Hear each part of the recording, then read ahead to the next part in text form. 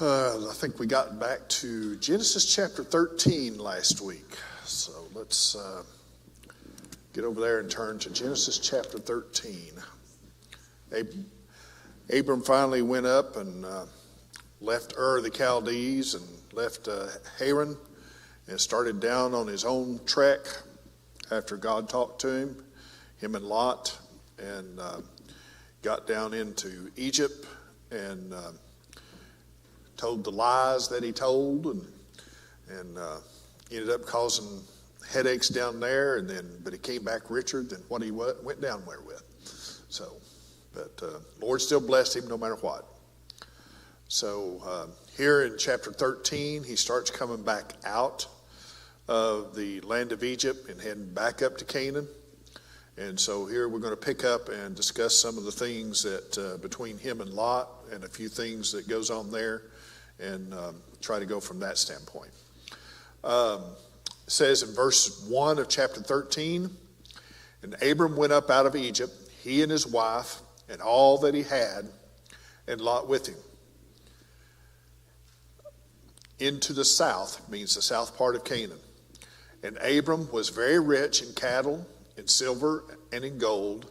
And he went on his journeys from the south even to Bethel, unto the place where his tent had been at the beginning, between Bethel and Hai, unto the place of the altar which he had made there at the first. And there Abram called on the name of the Lord." So Abram's coming back out of the land of Egypt, but notice, and he's going the right direction this time. He's not going down, he's going up. But notice how that it mentions him and his wife, but not Lot, his wife. So at this time, probably Lot's still not married. It's his nephew, but he's still probably not married, but we know he gets married sometime because his wife turns around and turns into a pillar of salt. So, but just notice the little things that he brought back with him. He brought back with him plenty more Egyptian servants, and he brought back Sarah's handmaid servant, which is Hagar, which was an Egyptian, because we learned that over a little bit later. Though over there in Genesis chapter 16 says, "Now Sarah, Abram's wife, bare him no children, and she had an handmaid, an Egyptian, whose name was Hagar." So basically, Hagar was from the land of Egypt, and they brought her back as another servant, or basically for them. And he was very rich. And also Lot was very blessed with possessions, because they get so much they can't stay together because the land won't support them. But he's returning to Bethel, and we went through that over in Genesis chapter 12 verse 8. So we have that situation, and they're coming up. And notice in verse 5 though, it says, "And Lot also went with Abram, had flocks and herds and tents. And the land was not able to bear them, that they might dwell together, for their substance was great, so that they could not dwell together." Now just imagine, if you can sit down and think about it, here's all this land, but yet those two can't dwell together.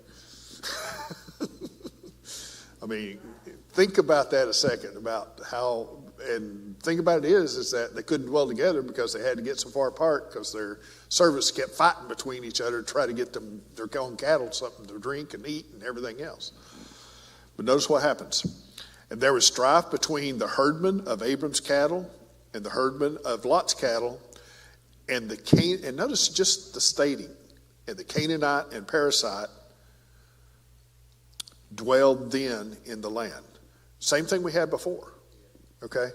So God's wanting to mention the fact that the Canaanite and the Perizzite is still there. And the thing about it is, it's going to take them a little while to get rid of them. "And Abram said unto Lot, Let there be no strife, I pray thee, between me and thee, and between my herdmen and thy herdmen, for we be brethren. Is not the whole land before thee? Separate thyself, I pray thee, from me. If thou wilt take the left hand, then I will go to the right. Or if thou depart on the right to the right hand, then I will go to the left." So here Abram says, we're going to have to do something about this, because otherwise our servants are fighting with each other on trying to get the right process and trying to get the right thing going. And the thing about it is that these two dwellers, what we need to know about them as well. In Exodus chapter 33, it says, "And the Lord said unto Moses, Depart and go up hence, thou and the people which thou hast brought up out of the land of Egypt, unto the land which I will swear unto Abraham, to Isaac, and to Jacob." Notice Ishmael's not mentioned. So the land that is promised here is not to the Arabs, it's to the Jews. Okay? Even though Abraham, they claim that it's their land as well, because Abraham is their father, and they said, God said that I will give you everything you can see from east, west, etc. But later on, it gets narrowed down to just the Isaac and Jacob. But notice here what happens at the end. "Unto thy seed will I give it, and I will send an angel before thee, and I will drive out the" who? Canaanite, the Amorite, and the Hittite, and the who? Perizzite, and the Hivite, and the Jebusite. So here, 500 years later, they're still there. Okay? Even though God's already given that land to Abraham per se, those people are still there. Okay? So not until Joshua comes in does that even get close. Look down in chapter 34. "Observe thou that which I command thee this day. Behold, I drive out before thee the Amorite, and the Canaanite, and the Hittite, and the Perizzite, and the Hivite, and the Jebusite." So here we see all this during the Exodus, but Moses don't get there either. It goes all the way down to Joshua chapter 9. And notice what it says, verse 1 and 2. "And it came to pass when all the kings which were on this side of Jordan," which is on the western side of Jordan, because they came up on the east side of Jordan to go across. All right? "In the hills and in the valleys and in all the coast of the great sea," which is the Mediterranean, "over against Lebanon and the Hittite and the Amorite, the Canaanite, the Perizzite," there they are again, "Hivite, and the Jebusite, heard thereof, that they gathered themselves together to fight with Joshua and with Israel with one accord." So here, all these people that are still in that land, after 500 years of promises to Abraham, they're getting ready to fight Joshua and the nation of Israel coming the other way. And you know why? Because they heard about Joshua's battle of Jericho. All right? And when they heard about that, it threw some fears into them. And in chapter 11 it says, "And it came to pass when Jabin, king of Hazor, had heard those things, that he sent to Jobab, king of Madon, and the king of Shimron, and the king of Ashra, and to the kings that were on the north of the mountains, and on the plains south of Shinneroth, and in the valley, and the borders, and the door on the west." That's a lot of folks. "And to the Canaanite on the east and on the west, and the Amorite, and the Hittite, and the Perizzite, and the Jebusite in the mountains, and in the Hiphite under the Hermon of the land of Mizpah. They went out, they and all their hosts with them, much people, even as the sand that is upon the seashore in multitude." That's a lot of folks. "Even as then with the horses and chariots, very many. When all these kings were met together, they came and pitched together at the waters of Merom to fight against Israel." So you talking about building up a coalition, as they say. These kings, they didn't want to leave. But notice what happens in verse 6. "And the Lord said unto Joshua, Be not afraid, because of them, for tomorrow about this time will I deliver them up all slain before Israel. Thou shalt hough their horses, burn their chariots with fire." So Joshua came and all the people of war with him against them by the waters of Merom suddenly. Notice suddenly. "And they fell upon them, and the Lord delivered them into the hand of Israel, who smote them and chased them into great Zidon, and into Mishroth Merim, and into the valley of Mizpah eastward, and they smote them until they left them none remaining. Talk about slaughter. Their time had come. God promised it, but they still was able to stay in that land for another 500 years, but their time has now come that God's moving them out. But it was a long time. And they are all from the Ham descendants, Hamitic descendants, and the battle for that land is still going on today. It still hadn't stopped. They ran out, they came back, now they're run out again, and they're still trying to come back. But the next thing to notice is, notice how Abram referred to Lot. How did he refer to him? His brethren. We are brethren. And when you look at that, that's a spiritual relationship. Okay? Remember when Lot was down in Sodom? Is there not one righteous soul in Sodom? Okay? Lot was the only one that, and his two daughters, the only ones that came out. They were spiritual brethren. Okay? Not just kinsfolks. And it's also mentioned over in Genesis chapter 14. It says that when Abram heard that his brother was taken captive, that's when Lot was taken captive, he armed his trained servants, born in his own house, 318, and pursued them unto Dan. So they were very close. And so therefore, but notice what happens. Which way does Lot go? In verse 10. Notice in verse 10. And Lot lifted up his eyes and beheld all the plain of Jordan. That was well watered, even everywhere before the Lord destroyed Sodom and Gomorrah, even as the garden of the Lord, like the land of Egypt, as thou comest unto Zoar. Then Lot chose him all the plain of Jordan, and Lot journeyed which way? East. Now what did Abraham say? You take the right hand, I go which way? Left. Okay? Just remember that. Lot went east, so Abraham had to go west, right? So keep that in mind. And they separated themselves, the one from the other. Abram dwelled in the land of Canaan, and Lot dwelled in the cities of the plain. Notice the cities. He had all these cattle, but he went to the cities. Okay? And pitched his tent toward where? Sodom. But the men of Sodom were wicked and sinners before the Lord exceedingly. They were already wicked. Okay? It wasn't later that they became wicked.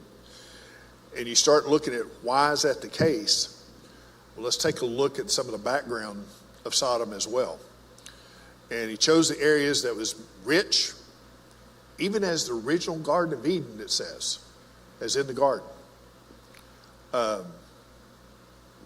So, I mean, when you start thinking about, you see all this cattle and you see all that land and all that stuff, and it's just flowing with milk and honey and all that stuff, it's hard to resist, right? Just about every one of us would say the same thing. We'll take wherever it looks the best. I mean, we're all human. But notice that when Adam and Eve left the garden, which way did they travel? They traveled east as well. Okay? All right? And we always know that's generally the wrong direction with the Lord. And the lust of the eyes, which is what he saw, will bring you down if you focus on that temptation. Brother Wayne brought that up Wednesday night. But I want to show you something that showed me a long time ago. And notice in James about temptation, chapter 1, verse 14. But every man is tempted when he is drawn away of his own lust and enticed.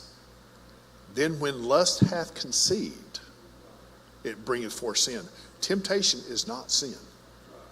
Period. Okay? And sin, when it is finished, bringeth forth death. So temptation is not a sin, but the thing about it is, when it's conceived, when you dwell on it, guess what's going to happen? You're going to give in because you're dwelling and constantly thinking about it. And that is probably our biggest weakness, is that we get tempted, but then we start thinking about it. And we start dwelling on it. And that when we do that, we're headed for the fall. Every time. But God is faithful, just like Wednesday night, provide a way of escape if you just ask him. I mean, it's that simple. But we start dwelling. And 1 Corinthians 10 says, there is no temptation taken to you, but it's common to man, but God is faithful. He will not suffer you to be tempted above that you are able, but with all temptation also make a way of escape that you may be able to bear it. All we got to do is ask. And but that's where we fail, when we give in to that temptation. But the parallel is an indication of Sodom with the times before the flood. Now, I don't know if anybody's really recognized this, but notice I'm fixing to show you some things. Remember before the flood, what was in the land during that time frame? The sons of God came down to the daughters of men, and what were they in the land? Giants. Okay? Now, let's take a look. And that's what we read there in chapter 6, verse 5. It says, and God saw that the wickedness of man was great in the earth, and that every imagination of the thoughts of the heart was only evil continually. And he said that over here, wicked and sinners before the Lord exceedingly. All right? Now, wonder why that is. Look at Genesis chapter 14 and verse 2. It'll be the next chapter when we get there. That these made war with Bera king of Sodom, and Bersha king of Gomorrah, Shinab king of Admah, and Shimber king of Zebulun, and the king of Bela, which is Zoar. So these are the people coming down to make war with the king of Sodom and Gomorrah. Notice down in verse 5 it says, and in the 14th year came Shelamar and the kings that were with him, and smote the Raphaims. You know what a Raphaim is? It's a giant. That's how the Bible refers to giants, Raphaims, if you look it up.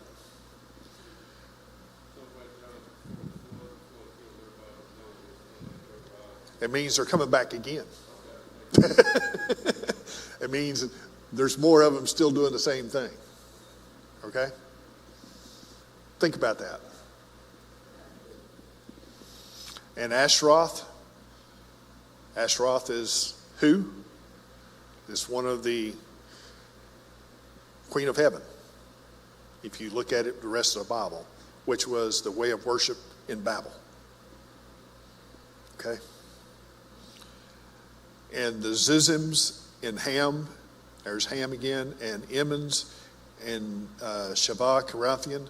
So Raphaims is the giants, same thing as before the flood. The sons of God have been coming down and basically did with the daughters of men, and Sodom and Gomorrah was just evil continually. Okay? Because of the same situation that happened before the flood.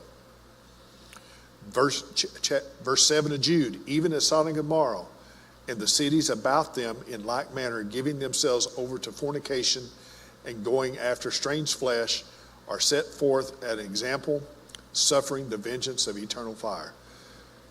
Just like, God said he wasn't going to destroy the earth anymore by water. So he destroyed Sodom and Gomorrah by fire and brimstone, but it was local. It wasn't universal. Because their wickedness was just continually wicked. All right? So the same things that was happening before the flood started to happen again in Sodom and Gomorrah. God nipped it in the bud. So you see how, a lot of people won't get that out of that. Just reading it. So, but that's the way things were with Lot and his family when they started going down there. They were doing that before he got there. And eventually, he pitched his tent toward Sodom. Then he went down that way. And then he lived in Sodom. Before long, what was he doing? He was sitting at the gate of Sodom. Okay? Which basically is like a city elder. So he went downhill because that temptation just kept getting to him and kept doing him and kept giving in. But he was still righteous in his soul. Think about that. The law hadn't been given yet, okay? But him and Abram was brethren, all right? Genesis chapter 13, verse 14. And the Lord said unto Abram, after that, now which way did Lot go? All right, remember that. So Lot took the eastward path, and he was to take that land that was going before him, right? And the Lord said unto Abram, after that Lot had separated from him, lift up thou thine eyes, and look from the place where thou art, northward, southward, and eastward, and westward. For all the land which thou seest, to thee will I give it, and to thy seed forever. So not only did Abraham give up the eastern side, he got it back. Okay? And I will make thy seed as the dust of the earth, so that if a man can number the dust of the earth, then shall thy seed also be numbered. Arise, walk. I lost my plot. Arise, walk through the land in the length of it and in the breadth of it, for I will give it unto thee. Then Abram removed his tent and came and dwelt in the plain of Mamre, which is in Hebron, and built there another altar to the Lord. So Abram here is gifted the entire thing that he can see from wherever he was, eastward, westward, all the way to the Mediterranean, northward and southward. And that's the reason why the Arabs still claim that land, no different than the Jews, but the thing about it is, God was a little bit more specific a little bit later about what land he gave him. But Lot lifted up his eyes first, but then when God told Abram lifted up his eyes, he gave him whatever Lot had already taken. Okay? He's given all that land he is able to see to his seed forever. In Amos 9:15 it says, and I will plant them upon their land, and they shall no more be pulled up out of their land which I have given them, saith the Lord thy God. And Israel's back in that land, and they ain't giving it back up. Now, they still don't have it all possessed. It's still got a lot to go. And that's going to happen during the millennial reign of Christ. All that's going to be their land, and that's where Christ is going to rule from. Notice in Psalms 105, he hath remembered his covenant forever, talking about the Lord, the word which he commanded to 1,000 generations, which covenant he made with Abraham. Notice this, and his oath unto Isaac, and confirmed the same unto Jacob for a law, and to Israel for an everlasting covenant, saying, unto thee will I give the land of Canaan, the lot of your inheritance. Not unto Ishmael, but to Abraham, Isaac, and Jacob. Okay? And God's going to keep that promise, and he's going to keep that covenant. And the thing about it is, it's going to be that spot of land forever. It's not going to be a future spiritual place. It's still that plot of land is theirs forever. That's the physical inheritance. And God's basically, Israel is the apple of God's eye. Okay? And you think that being selective in basically just choosing somebody, God chose Israel. He didn't choose the Gentile. He didn't, but we're from the Gentile from the standpoint of being accepting Christ, we're Christ's wife, but Israel is the apple of God's eye. And no matter how many times they've went, basically committed fornication with other gods and everything else, he still accepts them back. All the time. Do they have consequences? Yeah. but he's still there with open arms. And he always will be. And the thing about it is, as a parent, that's the way we ought to be with our kids. I mean, sometimes it's hard. But when you start thinking about, what kids, like they say when they're little young kids, they step on your feet, step on your toes and everything else. But when they get older, they step on your heart. It can hurt.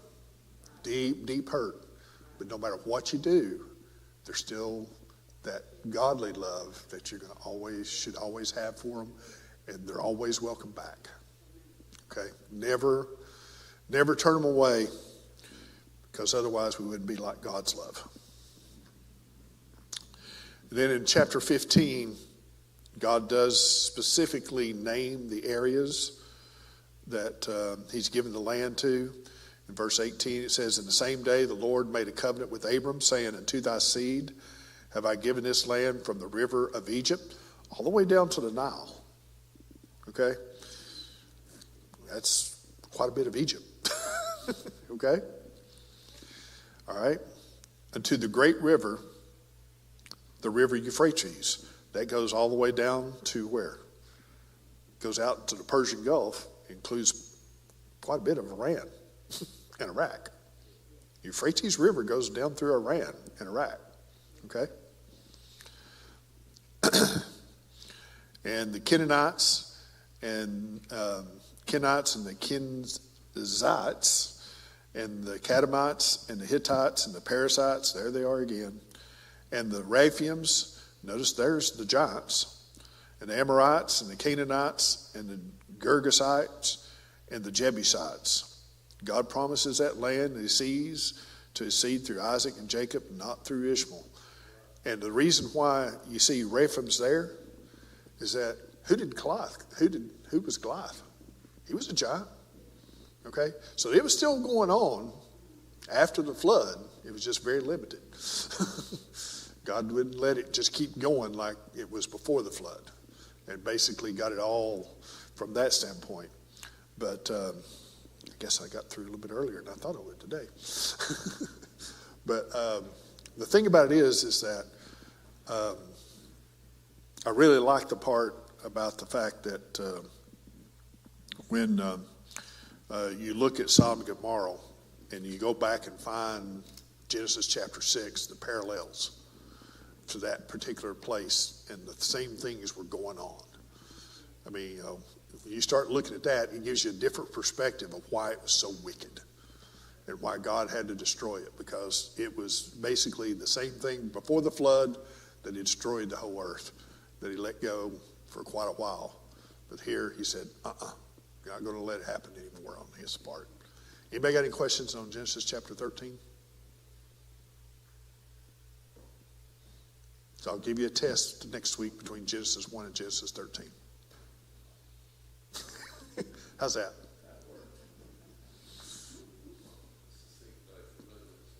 If I make it open book, it wouldn't be too bad, would it?